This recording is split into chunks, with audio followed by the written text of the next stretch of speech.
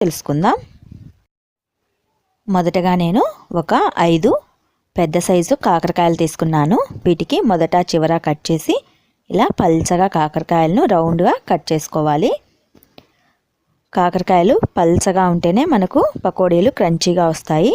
ఒకవేళ లావు పడితే రెండుగా డివైడ్ చేసి పల్చగా కట్ చేసుకోండి. మనం కట్ చేసి ఉంచుకున్న కాకరకాయలన్నింటినీ ఒక గుంతపాటి గిన్నెలోకి తీసుకొని ఇందులో 1 table spoon salt, 1 table spoon పసుపును వేసుకోవాలి. వీటినన్నింటినీ బాగా కలియదిప్పి ఒక 10 నిమిషాల పాటు పక్కన ఉంచుకోవాలి.